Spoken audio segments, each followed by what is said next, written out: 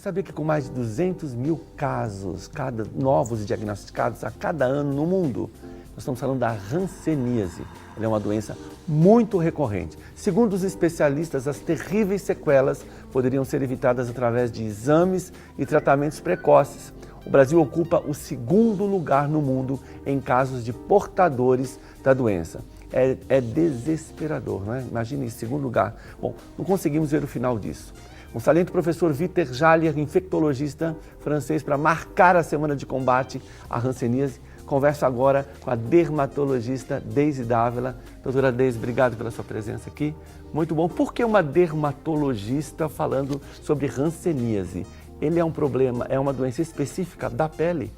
Exatamente. A hanseníase, ela é uma doença estudada principalmente pela dermatologia, porque acomete a pele e os nervos que vêm, né, principalmente a infiltração vindo desses nervinhos da pele e acometendo, então, os ramos neurais. Então, doutora Deise, a forma de identificar, inicialmente, realmente é na pele? Pela pele. Isso. Existem alguns casos de acometimento que o paciente sente pelo nervo, ele começa com dor neural, mas normalmente o diagnóstico é via dermatológica. Estou falando palavrão se eu falar lepra? É um termo que foi abolido, né? Pelo estigma do doente. Não se fala mais esse termo. Palavra. Não. Ok, mas a lepra, que é até mesmo tratada na antiguidade, até mesmo relatada na Bíblia, a gente utiliza o nome de hanseníase. Hanseníase. E falando um pouquinho da doença em si, você pode identificar que ela é uma coisa mais presente em mulheres do que homens, mais em jovens do que adultos, mais pessoas com pele clara ou pele morena, ou não tem a ver com nenhum desses aspectos? Não, a hanseníase ela não tem preferência, ela acomete igualmente. Ok, então não é um caso. Ela é congênita, hereditária? Não. Ela é de transmissão. Ah, é de transmissão. Ela é de transmissão. O que existe ligado à genética é que ela é relacionada à imunidade. Existe uma tendência genética à resistência e isso você herda. Então existe um grupo familiar que é mais ou menos resistente à doença. Entendi. E isso você herda. Nós vamos só começando aí no início, mas nós temos um VT que trata da colônia Santa Isabel. Já tive o privilégio lá de estar com os bonecos, com as crianças. Fica aqui na região metropolitana de Belo Horizonte e busca reinserir os portadores da hanseníase na sociedade. Vamos conhecer o trabalho bonito da colônia Santa Isabel. Pelas ruas da colônia Santa Isabel, no município de Betim, as antigas construções guardam as marcas de um tempo sofrido.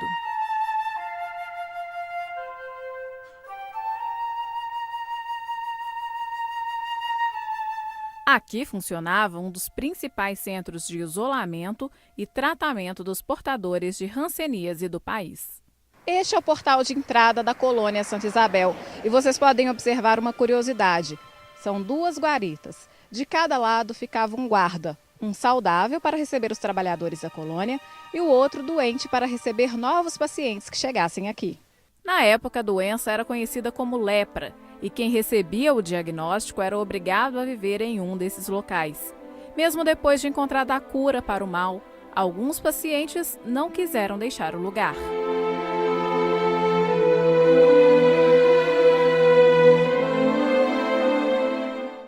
A colônia Santa Isabel foi criada no ano de 1928 e na década de 1950 chegou a receber 7.000 pessoas.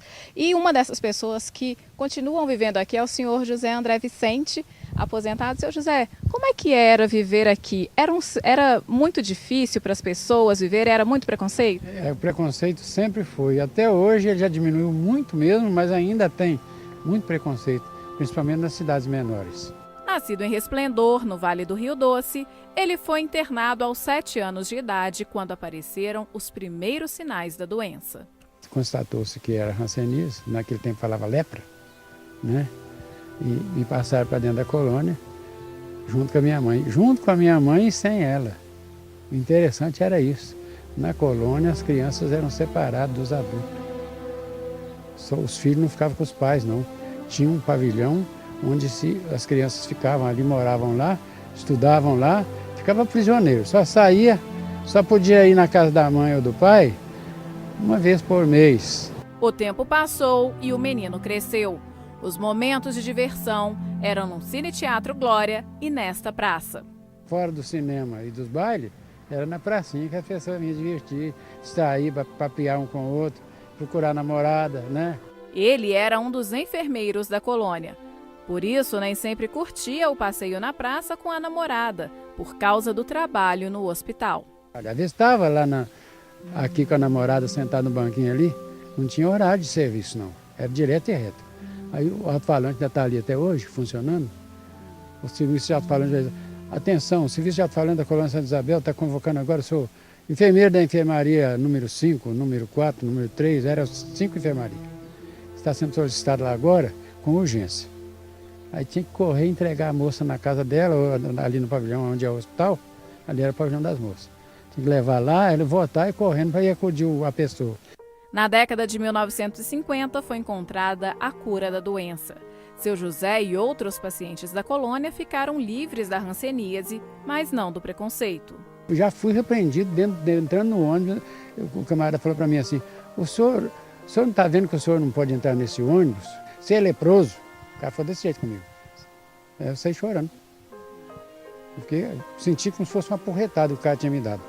Saí chorando naquele momento. Eu precisava de pegar o ônibus e eu estava passando mal. E é exatamente por ainda ser vítima de discriminação que ele preferiu seguir a vida dentro da colônia. Foram 2 assistentes sociais lá em casa, quando eu recebi alta, perguntou se eu queria ir embora. Eu fui embora para onde? Minha família, minha terra é aqui, não tem parente para fazer lá fora. E na igreja onde seu José casou-se nos anos 1960, encontramos o pastor Felipe. Segundo ele, onde funciona o templo era uma casa usada desde 1940 para reuniões de vários grupos protestantes. Em 1966 foi erguida a Igreja Presbiteriana da Colônia Santa Isabel para atender aos portadores de hanseníase. Eles eram isolados, perdiam contato com muitos parentes, muitos chegavam à depressão e outros problemas. Então a igreja ela veio para poder fazer esse atendimento social exclusivo na época. A região cresceu e após o rompimento das correntes que cercavam a colônia em 1982, os moradores de Santa Isabel se uniram com os do bairro Citrolândia. Hoje a igreja atende a todos. Pelo fato da história da colônia em si e o choque talvez que muitos tiveram ao vir para cá e talvez aos parentes que foram invadindo ao redor até se formar a Citrolândia, você tem aquela desestrutura familiar, social, então você tem um índice de violência que cresce, uma marginalização também. E a igreja, mais do que ninguém, a gente tenta trabalhar nisso, né? Dentro da sociedade, dentro da família, para reerguer e trazer novamente esses princípios cristãos.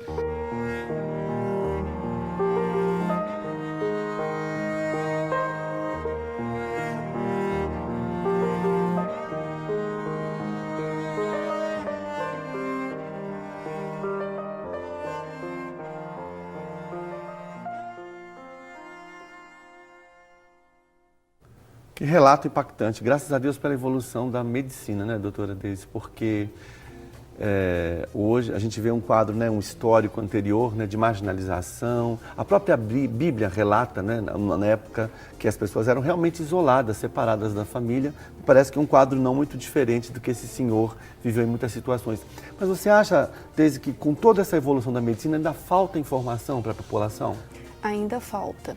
Na verdade, esse primeiro relato bíblico que a gente tem é um próprio cuidado, porque uma doença que não havia cura, o único cuidado era isolar o doente. Por causa do contágio. Por causa do contágio. E é uma doença de cura relativamente recente, né? Em termos de história da humanidade, né? Não de história recente. E cujo grande problema é a deformidade. Então a gente vê aquele senhor, quando ele levanta a mão, a gente vê as mãozinhas em garra, né? Que é a deformidade que ficou nele.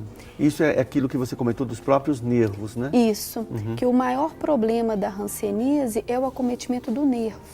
Além do quadro dermatológico, o dolorido para o doente é o que ele vai sofrendo em termos de acometimento neural. Entendi. Né? Eu tenho essa informação de que o Brasil está na lista como o segundo país, não é? E o primeiro deles é a própria Índia, com 127 mil casos. Isso está relacionado também a quê, doutora Deise? À higiene, ao tamanho da população? Ou são lugares que têm mais essa propensão, tem mais pacientes e a coisa de alguma forma aumentou? A que você acha que se refere isso? Eu acho que é uma somatória genética, né? A propensão das pessoas, a saúde pública, né? A dificuldade de acesso ainda da população, a dificuldade de ter acesso ao dermatologista, que é um especialista ainda escasso no país. Então, é muito comum você ver pacientes que ficam anos tratando como se fosse micose, como se fosse verminose, aquela lesão que ainda se atribui muito manchas, como se fosse verminose. E acaba enganando muito. Acaba enganando. É uma doença de uma evolução muito longa. Então, ela é muito silenciosa, né, dentro do grupo familiar. Você já diagnosticou casos? Vários casos, né? Porque a minha formação, eu fiz dermatologia dentro, logo depois eu fiz rancenologia, então eu trabalhei um tempo com rancenologia também. E quando você fala de evolução, ela é considerada uma evolução lenta? Na maioria dos casos, é uma doença de evolução muito lenta ao longo dos anos.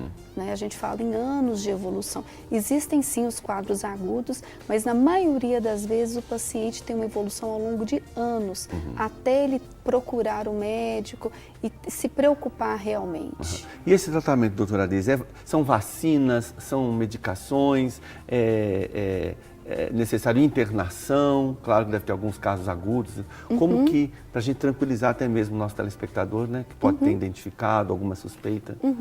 Normalmente o tratamento ele é simples, ele é feito via oral, é um tratamento prolongado, mas são comprimidos, normalmente não com muito efeito colateral, muito aceitáveis, o governo disponibiliza, o paciente não gasta com a medicação, muito tranquilo de ser feito.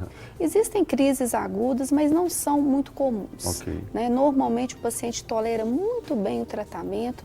Uma vez que ele é diagnosticado, uma vez que ele tem acesso, que ele é feito o diagnóstico, o tratamento é muito tranquilo e é de fácil acesso. Eu estava vendo também aqui que ele é causada por uma microbactéria. Micobactéria. Micobactéria transmitida pelas vias respiratórias. Exato. E justifica esse preconceito todo hoje de se entra alguém no ônibus ou se você vê a pessoa com algum sinal da hanseníase, significa ainda esse preconceito todo das pessoas? De maneira nenhuma.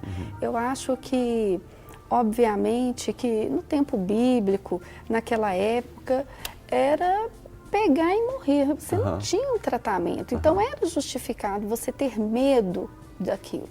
Hoje em dia as pessoas têm acesso, existe o tratamento, né?